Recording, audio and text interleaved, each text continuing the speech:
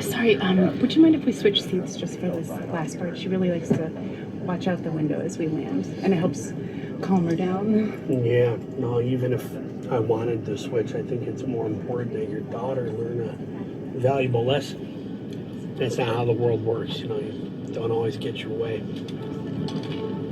Are you for real, dude? Yeah. And that's the way people should be acting.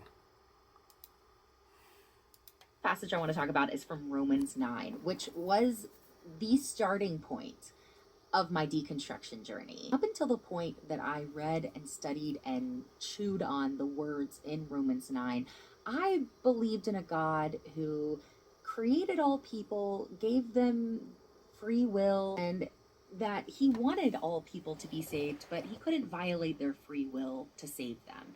And that it was the most loving thing he could do to give people freedom. And within that freedom, they could either choose him and go to heaven, or they could reject him and go to hell. And that would be entirely their choice. I was an evangelist, so I believed in going out into my communities, spreading the word, trying to win as many souls as possible, because I looked around and there were people going to hell, and I didn't want that to happen. But when I was 17 years old, I was introduced to the concept of Calvinism. And when I was introduced to this, I said, no way. There is no way that God created people just to go to hell. And then I read Romans 9, starting in verse 16. It does not, therefore, depend on human desire or effort, but on God's mercy. For Scripture says to Pharaoh, I raised you up for this very purpose, that I might display my power in you, and that my name might be proclaimed in all the earth. Therefore, God has mercy on whom he wants to have mercy, and he hardens whom he wants to harden. One of you will say to me, then why does God still blame us? For who is able to resist his will? But who are you, a human being, to talk back to God? Shall what is formed say to the one who formed it, why did you make me like this? Does not the potter have the right to make out of the same lump of clay some pottery for special purposes and some for common use? What if God, although choosing to show his wrath and make his power known, bore with great patience the objects of his wrath prepared for destruction? What if he did this to make the riches of his glory known to the objects of his mercy, whom he prepared in advance for his glory, even us, whom he also called, not only from the Jews, but also from the Gentiles? It says, it's starting in verse 16, it does not therefore depend on human desire or effort, but on God's mercy.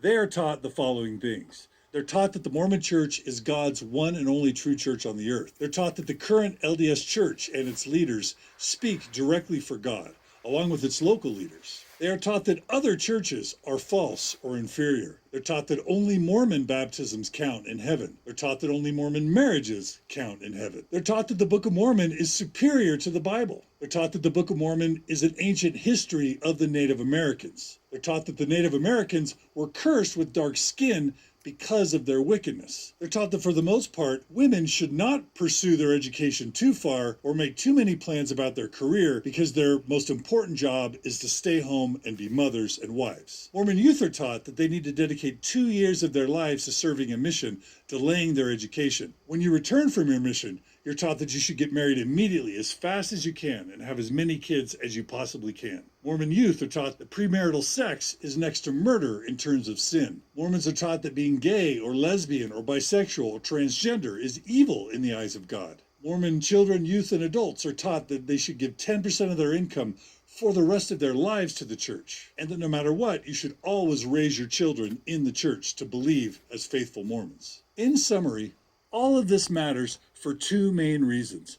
Number one, the terms of the contract for which people join or stay in the church are based on the church being true, not just on it being good. And second, incredibly important life decisions are made within the context of the church, again, not based on the church simply being good, but on the church being exactly what it claims to be. We're talking... Just kick. There you go. She's finna kick it. Yeah. Man, that's crazy as hell. Hi, your family. My name is Leilani Armenta. I am a kicker on the football team. Today was my first game, first home game, first kick, and I'm feeling very good. Okay, do we need to go any further with this one? No.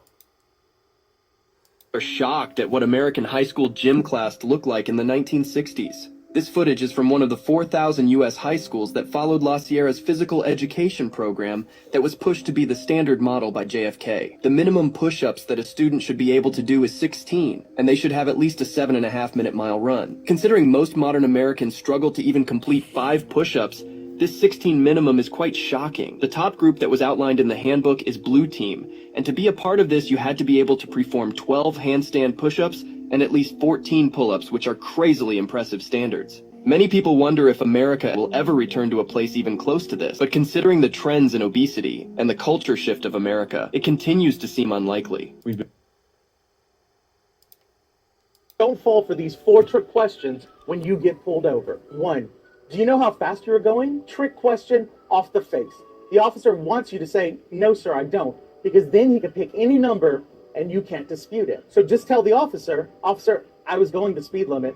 I know I wasn't speeding. 2, can we search your car? Absolutely not. The answer is always no. If the police had a probable cause to search your vehicle, they'd already be doing it. But they ask you for permission because that waives any wrongdoing on their part. So, when in doubt, just say no. 3, where are you coming from? Respectfully, that's none of their goddamn business. So the best thing that you can tell them is, officer, I'm just trying to go home. Is there a reason you're asking me where I'm coming from? That's it. After that, you don't have to say anything. Number 4, do you know why I pulled you over? The last thing you want to do here is say, oh yeah, because I forgot to stop at that stop sign or I forgot to use my blinker. As soon as you admit that you did something, it's over. Game over. They have all the evidence they need because... Yeah, police do that. And as a former policeman, I'll say it was very easy to trick people into, doing things against their own interests. It was very easy to manipulate people because people, number 1, trust cops. Number 2, they're very nervous. And number 3, they don't think that cops will commit crimes. They will. And they will plant evidence in your car. I mean, that's actually a given, even though people don't know about it.